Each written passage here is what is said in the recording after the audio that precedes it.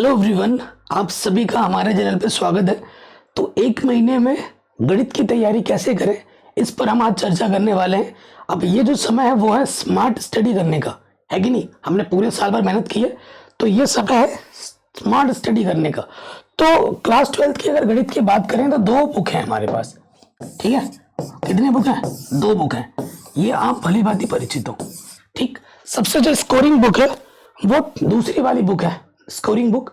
और पहले के बुक से आखिरी के दो चैप्टर बहुत इंपॉर्टेंट है। अब अगर मैं बात करूं, देखो इसमें आपके पहले बुक में कितने चैप्टर हैं? 6 चैप्टर हैं, ठीक है। 6 चैप्टर, पहले चैप्टर में आ जाते हैं। अब एक चीज इसमें यह भी ध्यान रखना, किस तरीके से पढ़ाई करनी है।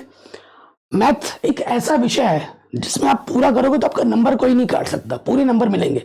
और मैंने पुरानी एनसीईआरटी नई एनसीईआरटी पूरा बढ़ा दिया है, चैप्टर वाइज ऑब्जेक्टिव क्वेश्चन करा दिए, चैप्टर वाइज इंपॉर्टेंट वीडियो भी बना रहा हूँ आप लोगों के लिए। लेकिन आपका सपोर्ट मुझे उतना नहीं मिल पा रहा है, लेकिन मैं बना रहा हूँ कि जितने बच्चे मुझे देख रहे हैं उनका तो भला होना चाहिए, तो उनके लिए मैं बना रहा हूँ।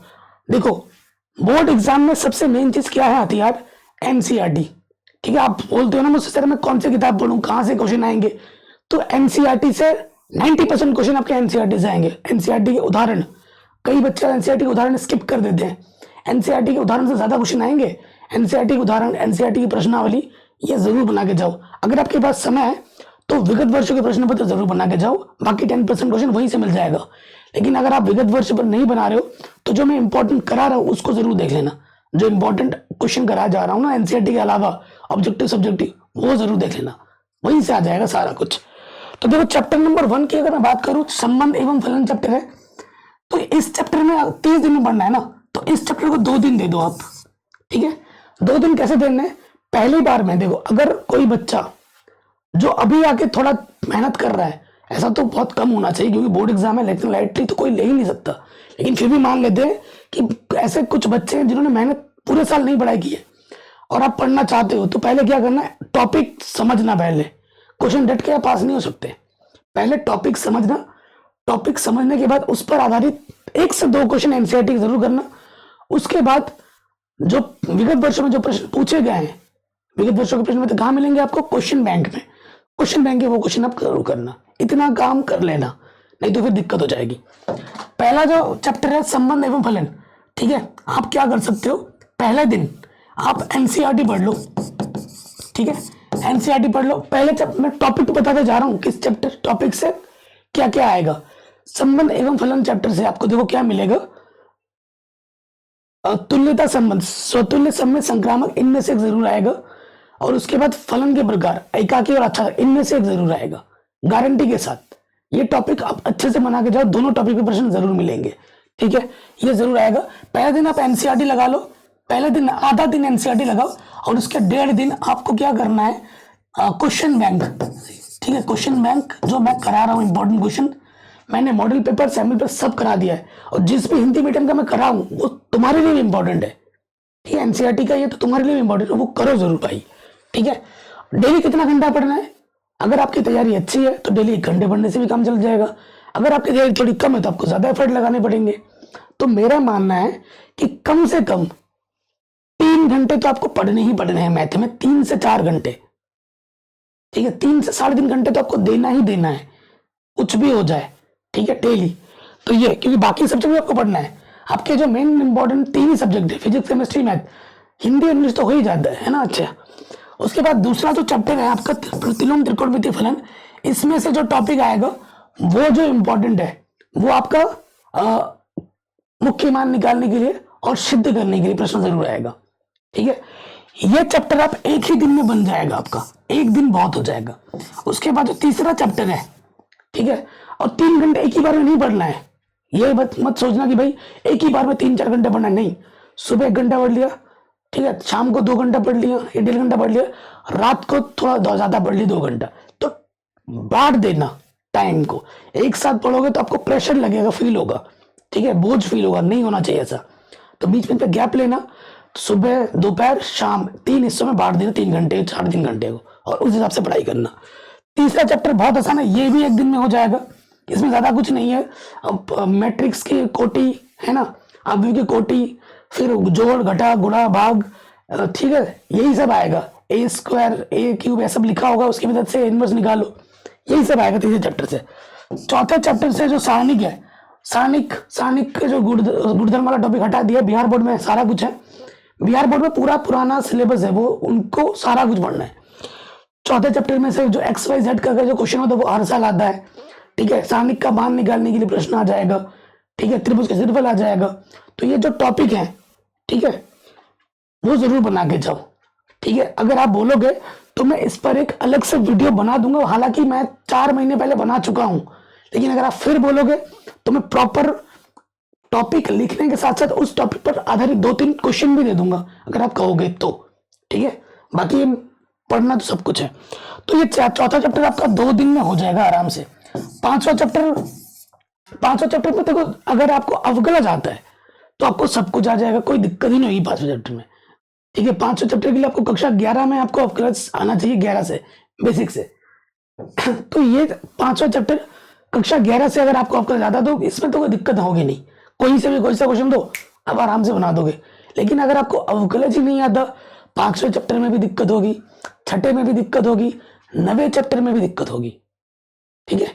तो ये सारे चैप्टर एक दूसरे से कनेक्टेड है, पांचवा छठे से, छठा सातवें से, सातवां आठवें से, आठवां 9वें से, ये सारे चैप्टर एक दूसरे से कनेक्ट है। और पांचवा, छठा, सातवां, आठवां और 9वां चैप्टर मिलाकर इन 5 चैप्टर से 50 नंबर का क्वेश्चन आएगा, 50%। सोच लो, ये 50% इन्हीं 5 चैप्टर से आ जाएगा, तो कितने ज्यादा जरूरी है। और इन्हीं 5 चैप्टर को हम कैलकुलस कहते हैं। ये जो 5वां चैप्टर है, छठा चैप्टर है, 7वां, 8वां, 9वां कैलकुलस के कैटेगरी में आता है, ठीक है। और इसे अप्लाइड मैथमेटिक्स कहते हैं। तो ये बहुत आसान है, अप्लाइड मैथमेटिक्स बहुत आसान होती है, कैलकुलस बहुत आसान होती है। अगर आपको तरीका मालूम है, अगर आपको सूत्र याद है, तो इससे आसान कुछ भी नहीं है। कॉन्सेप्ट इसमें है ही नहीं, सिर्फ तरीका और सूत्र का खेल है, ठीक है। तो 5वां चैप्टर अगर आपको बेसिक्स आते हैं, मैंने इंपॉर्टेंट कौन सा क्वेश्चन इंपॉर्टेंट है एनसीईआरटी का, कौन सा उदाहरण है इंपॉर्टेंट एनसीईआरटी का, उस पर भी कुछ दिन पहले वीडियो बनाई, 15,000 बच्चों ने देख लिया ऑलरेडी।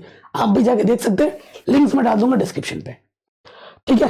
तो इसमें मैं इंपॉर्टेंट नहीं बता सकता कि ये इंपॉर्टेंट है वो इंपॉर्टेंट है, कुछ भी आ सकता है, लेकिन फिर भी कुछ इंपॉर्टेंट क्वेश्चन मैंने उस वीडियो में बता रखे। छठा जो चैप्टर है, रेट ऑफ परिवर्तन की दर, ठीक है। फिर उच्चतम कहाँ होगा, निम्नतम कहाँ होगा, वर्धमान कहाँ होगा, ह्रासमान कहाँ होगा, आएंगे क्वेश्चन, ठीक है। जो फिर 6.5 प्रश्नावली है, अब 3 हो गई होगी, वहां पर जो क्वेश्चन है साइन इनवर्स, बेलन का, है ना, ऐसे जो क्वेश्चन है ना, प्रूफ करने वाले, सिद्ध करने, वहां से क्वेश्चन जरूर आएगा। तो इस टाइप के क्वेश्चन पे ज्यादा जोर लगाओ। 5वां चैप्टर अगर आप पढ़ोगे तो 2 दिन मान लो। छठे चैप्टर में आपका टाइम ज्यादा मैं दे रहा हूँ, 3 दिन इसको दे देना, आराम से बन जाएगा। फिर दूसरे बुक में आ जाओ, 7वां चैप्टर मैं बोलूंगा स्टार्टिंग के जो कुछ क्वेश्चन है वो आएंगे 1 से 2 नंबर में, लेकिन आखिरी के जो विविध प्रश्नावली है, विविध उदाहरण है, और उससे पहले जो प्रश्नावली है, वेरी वेरी वेरी इंपॉर्टेंट है। और आंशिक भिन्नों के द्वारा जो भिन्न हम करते हैं वो वाला प्रश्नावली भी बहुत इंपॉर्टेंट है, इनको जरूर कर जाना, इनको जरूर करना। विविध प्रश्नावली, विविध उदाहरण और उससे पहले वाली प्रश्नावली, इसके सारे प्रश्न इंपॉर्टेंट है, इनको जरूर करके जाना।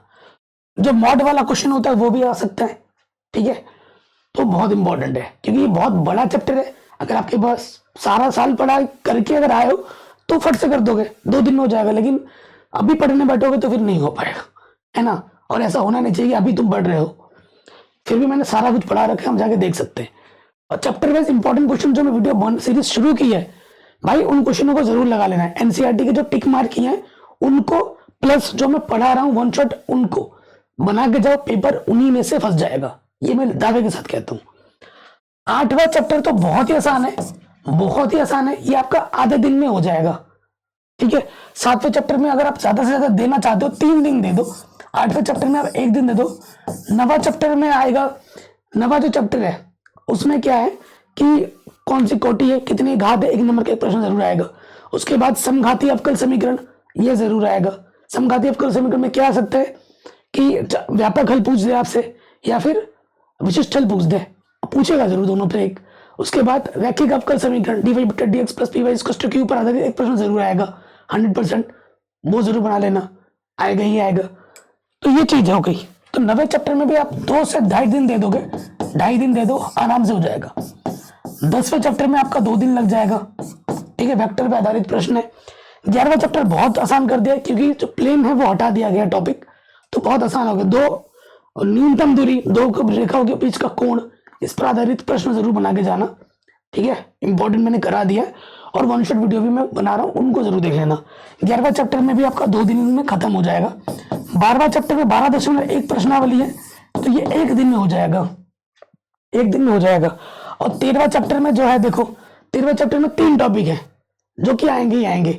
एक टॉपिक है सप्रतिबंध प्रायिकता, 2 नंबर का क्वेश्चन या फिर 3 नंबर का क्वेश्चन 100% आएगा। उसके बाद है अगला जो टॉपिक है बेट्स प्रमेय पे आधारित, बड़े नंबर में आएगा, ठीक है। और एक अगला टॉपिक है पी ए इंटरसेक्शन बी, क्या होता है, पी स्वतंत्र घटना, P A into P B, इस पर आधारित प्रश्न आपको जरूर मिलेगा 1 नंबर में। ये टॉपिक है जो कि आएंगे आएंगे। प्रायिकता भी अगर आप पढ़ोगे तो 2 से 3 दिन में खत्म हो जाएगा आराम से। अगर इनको हम गिने तो देखो 2 दिन, ठीक है, 4, 5, 7, 7, 7 और 2 9 और 3 12, 15, ठीक है, 15 हो गया। उसके बाद 15 हो गया, ये 16, 17, 20 मान लेते हैं, 22, 24, 25, 28, फिर भी हो गया, ठीक है। 28 दिन में खत्म कंप्लीट हो जा रहा है, तो और भी 1-2 दिन तुम इसमें एडजस्ट कर लो। तो अगर इस तरीके से आप बांट दोगे दिन, तो ये 30 दिन जो मैं बोल रहा हूँ ना, 30 दिन में नहीं लगेंगे, इससे पहले ही कंप्लीट हो जाएगा। बढ़िया तब हो पाएगा जब आप क्वेश्चन देख रहे हो, सीख रहे हो। कुछ एक आध क्वेश्चन जो एकदम नए हैं आपकी आंखों के सामने, उसको जब आप बनाओगे तो ही आपका कॉन्फिडेंस अंदर से आएगा। जब तक क्वेश्चन आप खुद देख के एक आध क्वेश्चन खुद नहीं बनाओगे तो सब बेकार है। सिर्फ क्वेश्चन देख रहे हो, चाहे वो आप यूट्यूब से देख रहे हो या क्वेश्चन आप ऑफलाइन टीचर से पढ़ के देख रहे हो या स्कूल से देख रहे हो, सब कुछ धरा का धरा रह जाएगा। अगर घर पे आके, अगर टीचर से आप एक क्वेश्चन देख रहे हो तो घर पे आके आपको 2 क्वेश्चन कम से कम और बनाने हैं उसी टाइप का और नया। ये नहीं कि जो सर ने बताया बस वही क्वेश्चन दोबारा करो, नहीं, थोड़ा हटके भी बनाना है, तो ही आपका कॉन्फिडेंस बढ़ेगा, ठीक है। मैथ होती है प्रैक्टिस करने से, रिवीजन से आपकी स्ट्रांग, ठीक है। मैं बोलूंगा भाई ये क्वेश्चन आएगा तो वो तो आएगा ही आएगा, लेकिन मैथ में क्या हो सकता है, कॉन्सेप्चुअल क्वेश्चन भी आ जाते हैं कभी कभी। हालांकि बोर्ड एग्जाम में उतना कुछ होता नहीं है, लेकिन कॉन्सेप्ट अगर आपका स्ट्रांग है तो बहुत आसान पेपर बनता है। आप मॉडल पेपर उठा के देख लो, पेपर का लेवल वैसा ही आपको बोर्ड एग्जाम में मिलेगा। और आप सोचोगे कि बहुत टफ क्वेश्चन पेपर आएगा, बिल्कुल नहीं। पेपर का जो फॉर्मेट होता है वो हमेशा मीडियम रहता है, इजी रहेगा, मीडियम रहेगा, टफ कभी नहीं आया आज तक, ठीक है। तो एक चीज आपको क्या करनी है, सिंपल सी बात है कि आप एनसीईआरटी पढ़ो, एनसीईआरटी के सारे उदाहरण करो और विगत वर्षों के प्रश्न पत्र, ठीक है, वो जरूर करो। और नहीं कर पा रहे हो तो मेरे जो वन शॉट वीडियो लेक्चर्स में बना रहा हूँ 1 से 1.5 घंटे के अंदर, उसको जरूर देखो, ठीक है। जो मैंने क्वेश्चन पेपर करा रखे इंपॉर्टेंट 25 रिपीटेड, इस टाइप के क्वेश्चन जो भी हैं वो जरूर लगाओ, ठीक है। इससे आपका कॉन्फिडेंस बढ़ेगा। और एक वीडियो में 1-2 दिन के अंदर लेके आऊंगा chapter wise topic with questions, ठीक है। टॉपिक भी बताऊंगा और उस टॉपिक पे 1 से 2 क्वेश्चन रख दूंगा ताकि आप उनको जरूर बना के जाओ, ठीक है। जय हिंद। इस वीडियो को हर जगह शेयर करें और बाकी मैंने सब कुछ बढ़ा रखा है, एक बार डिस्क्रिप्शन जरूर चेक कर लो, ठीक है। और इस वीडियो को हर जगह शेयर कर देना। जय हिंद।